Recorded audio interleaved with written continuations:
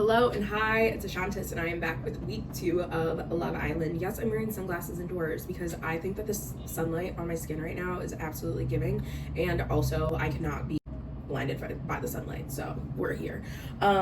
This week I decided that while I talk about things, I'm going to specifically tie them back to general pieces of white supremacy, which also are the intersections in which we all live in, because I thought that that format might just be a little bit more supportive to what we're talking about. But generally, we are talking about week 2, so that's season 8 Love Island USA episodes 5 through 10, because I guess we're including After Sun in that. So when we left with us having a very messy challenge and us having some very new situationships because Sean had been dumped from the island. Now we have everybody together enjoying these new couples. Corbin and Kenzie are together, and immediately I'm thinking to myself, my God, the patriarchy and gender norms that are popping up, because we have Corbin just talking for instance, talking about the fact that he perceives himself as a lover boy, but that the woman that he's dating has to earn that from him. And I think that this is something that I've seen a lot of men talk about on social. This is something that I've seen a lot of my single girlfriends talk about as they've been dating men in the wild. And this idea of a woman having to earn your lover boy status is honestly very weird, because the reality is that introduces a odd power dynamic that if that's where you're at from the beginning, that's where you're always going to likely be. And I think that the reality is, yes, maybe there are some things that you won't do for somebody until you're in a committed partnership with them.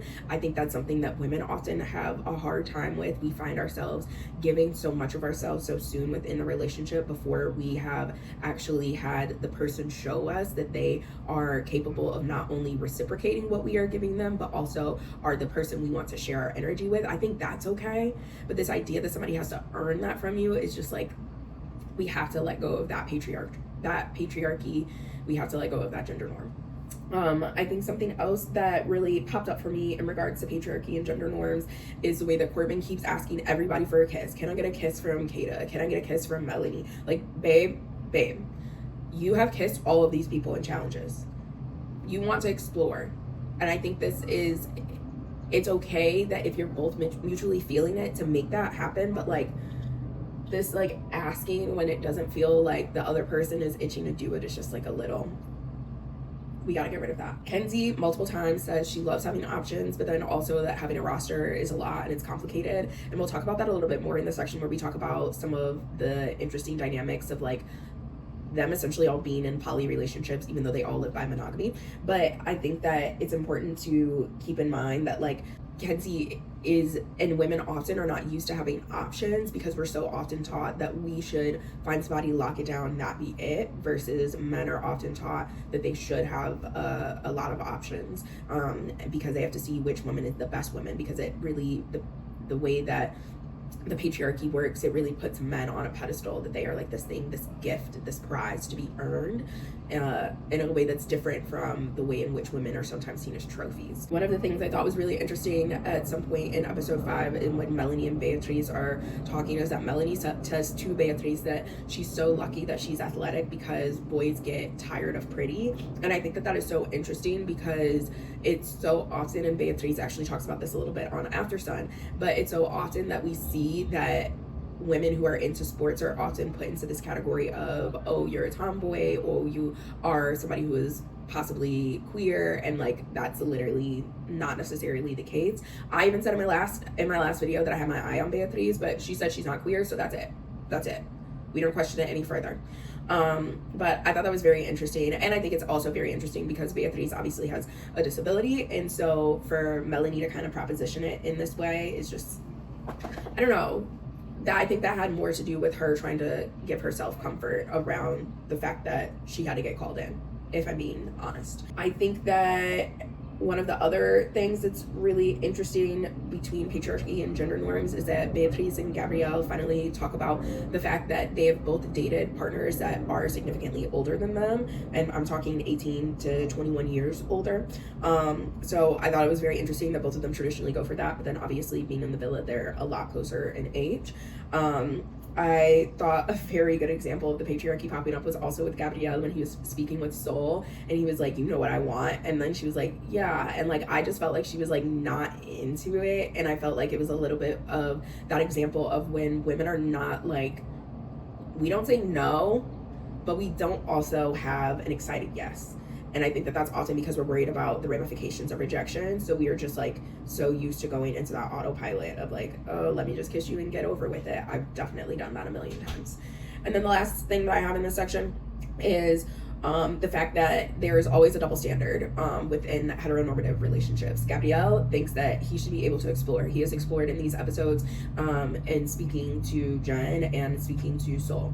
Yeah, Beatrice has explored with Caleb, the male bombshell, and male, I hate that word, the guy, and he's mad about that, and like they haven't even explored anything physically. It's just been chit chat. Like it's odd, it's a little weird. But anyway, now we're popping into desirability, which like that is what so much of romantic reality TV shows are about.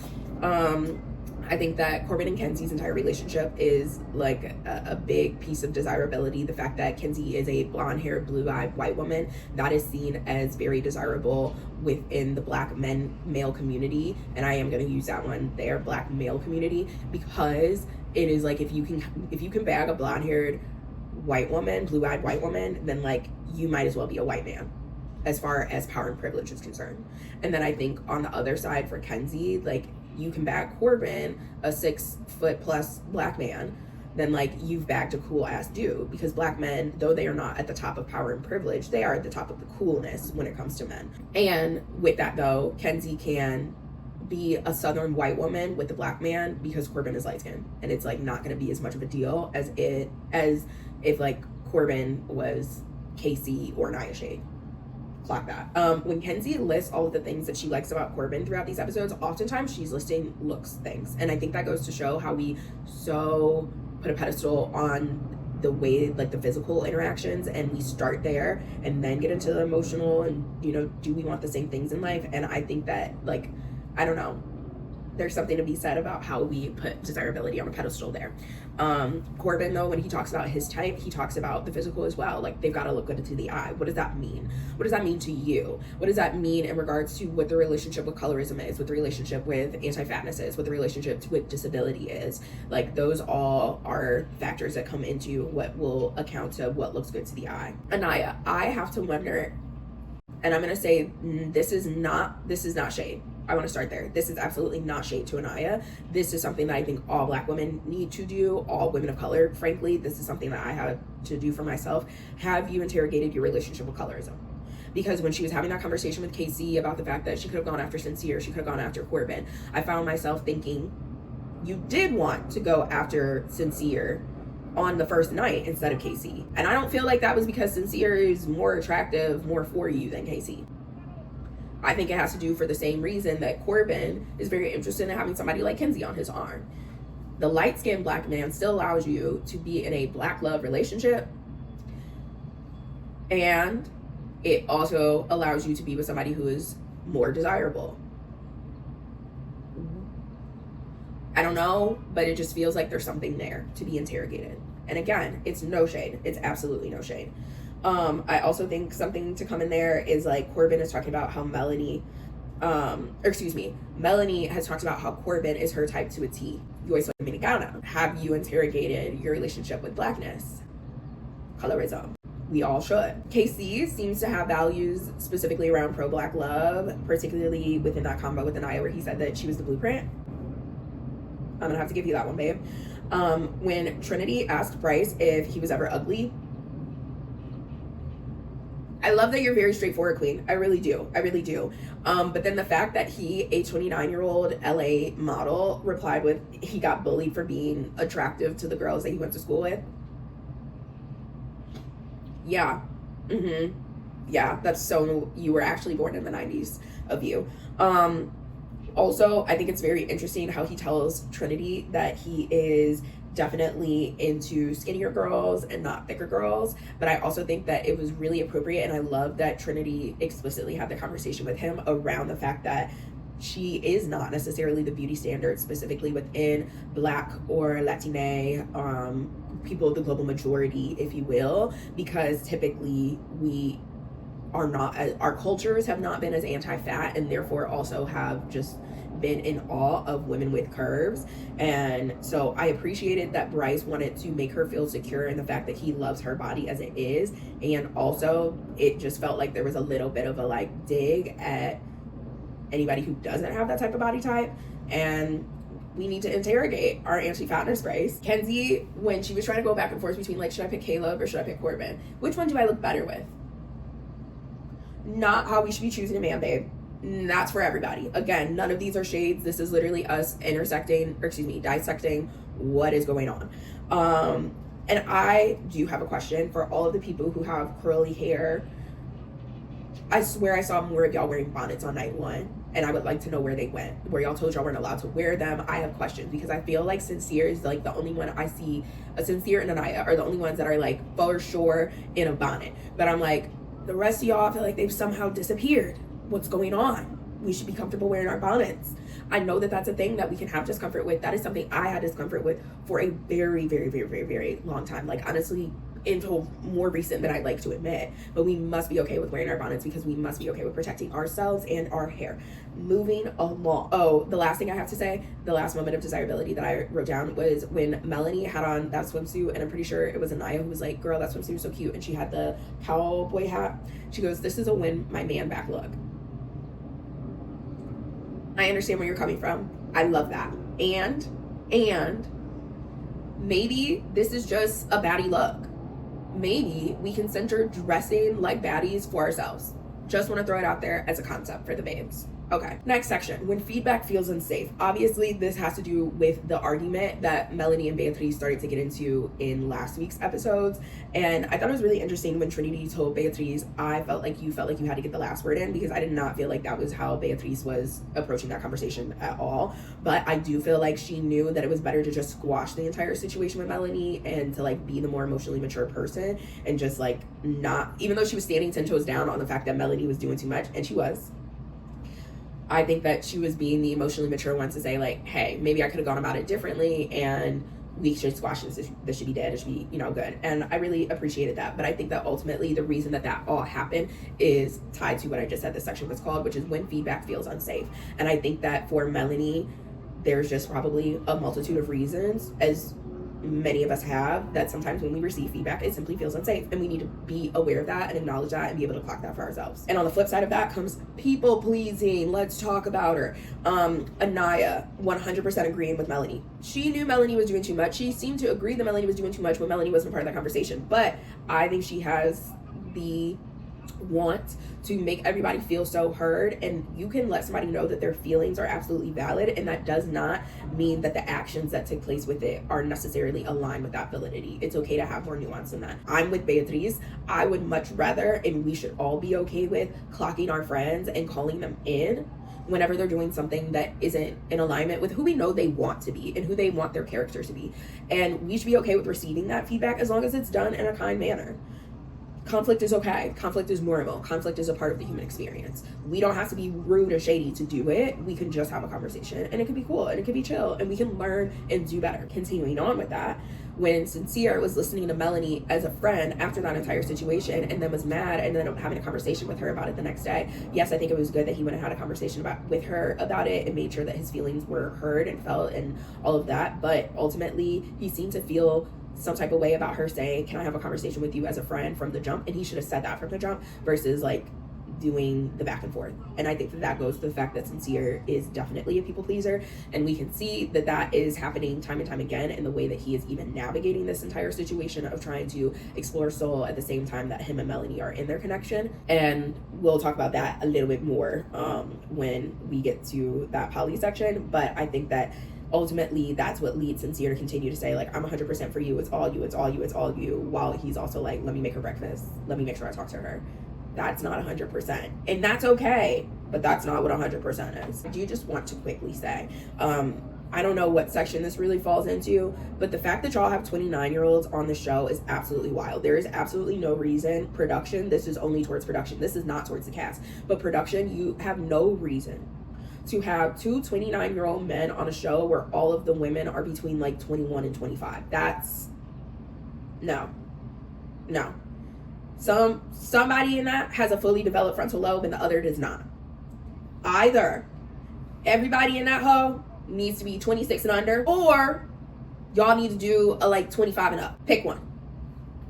I don't want to see this again next season. Okay, continuing along. Now let's get into some cultural dynamics. I think that this was so important and mostly came up within Beatriz and Gabriel's relationship, but I really appreciated the fact that when she was expressing to him that she didn't feel like she was completely understanding where he was coming from emotionally, that he expressed to her, I would like to tell you more about that, but I don't feel like I can convey that in the same way within English. And I think that that is so fucking valid. And at the end of the day, I'm personally of the belief that we should not be forcing any of these castmates to be speaking in English. Yes, this is Love Island USA, but in the USA, people speak a lot of fucking languages. So we should not be saying you have to speak English. I'm happy to read subtitles. I already have my subtitles on. Turn on the subtitles. Let that man speak in Portuguese or Spanish, please. Also, I think that the way that they kind of joked with each other when they were in bed, and she was like, "Are you making fun of me?" And then he was like, "Can I?" And the fact that he asked, I think that that is that's something that we should all be doing with each other a little bit more often. And I think that that had to do, again, with just like having more similar cultural dynamics and the fact that both of them identify as Latinos. So yeah, I just want to bring that up because I think that that's important. And also obviously the fact that we're forcing them to speak English like speaks to the imperialism of it all. So next, let's pop into disability. I would just like to say that I really enjoy, as a disabled person myself, I really enjoy seeing how comfortable Beatriz is with her disability, because having a disability, period, in an ableist world is really fucking hard. But having a physical disability is really difficult because you never know how people are going to treat you based off of that first impression before you even open your mouth and let them know who you are. I just really appreciate the fact that she seems to be able to really hold her disability in a neutral or very inclusive manner. And I think the best example of that is the way that she's able to joke about it, because that's something that I certainly do as well. And I thought the most hilarious version of that within these actual episodes was when Gabrielle accidentally kicked her leg and he was like, "Oh my god, I'm so sorry," and she was like, "I can't feel it anyway." I'm so irritated that she's gone. Like, I love her. Anyways, now let's move on to the section where we have the most notes, which is we've got polydynamics happening in a monogamous world. At the end of the day, the actual concept of Love Island is queer as fuck, because you're dating multiple people at the same time to figure out who is going to end up being the connection at the end. And y'all are all making out with each other all the time, swapping spit. Swapping last season more than that. And yet, we have a lot of monogamous rules.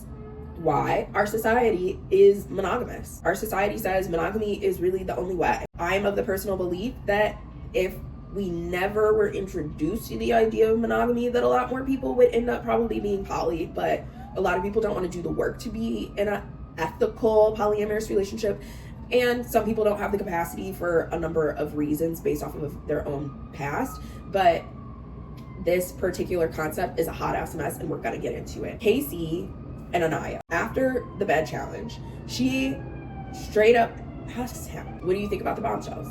He says Soul is pretty and he's open to exploring, and she's pissed, very irritated. And my thing is this, she kept saying like, "Well, I'm not going for Corbin or Sincere, I'm not going for Corbin or Sincere." Are you not going for Corbin or Sincere? Or have Corbin and Sincere not reciprocated in the way that you would feel comfortable in taking the necessary steps to then swerve what's going on with their people? That feels more likely, because not everybody, just because everybody who comes into the villa is a desirable person, they are all pretty people, does not mean that y'all are all going to be clicking for each other. Because as we spoke about, there are different levels to desirability, and in the desirability narrative, unfortunately, Anaya is not at the top. Do I think she should be? Yes, obviously, she's the person I fucking look like. And yet, here we are. Zach told Kata that he was closed off, and then the next day was like, "JK, I shouldn't have said that." He's correct, but I don't know what the fuck he said that for in the first place. That was weird. I feel like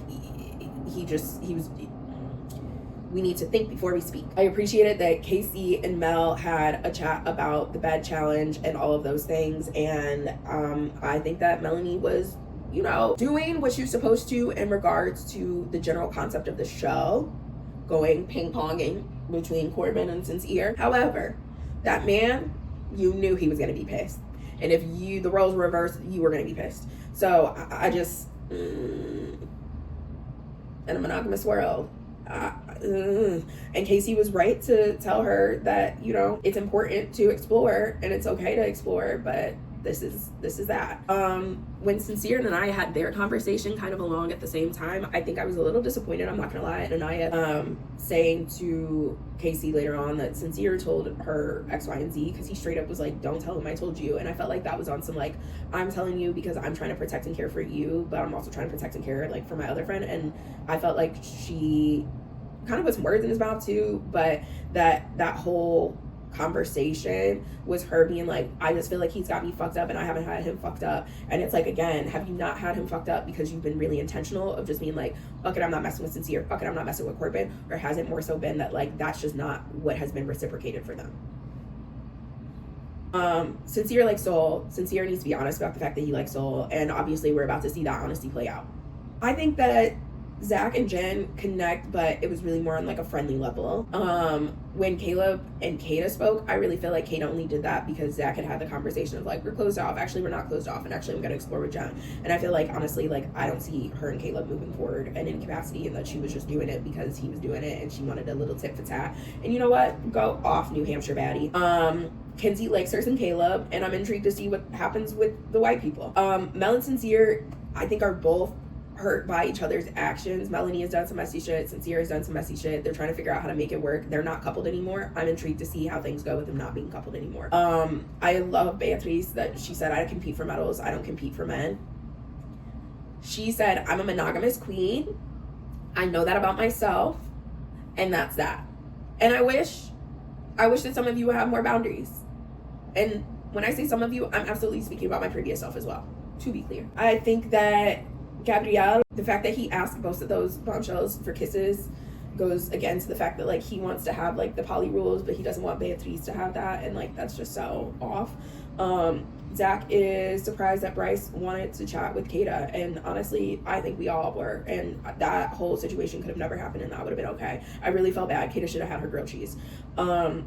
I think that Kenzie being upset with Melanie for getting pulled by Corbin / pulling Corbin before they had a conversation, specifically with the fact that she's like, if I had done that to Sincere, you would have gone off on me. I actually think it's fair. I think that was a fair conversation.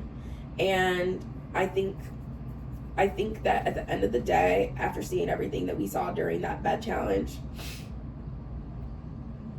what y'all ended up voting for makes sense. And all I want to say about that pie challenge is I hope we see Sierra and Teffy again at some point. I think that we picked Caleb and Anaya for the most genuine. That made sense to me. We picked Corbin and Soul, and Corbin pressed that pie into Soul's face so fucking hard that she fell off the platform. I didn't like that shit. But that they would be the ones to most likely go somebody. I think Sierra was correct. Trinity should got picked for that.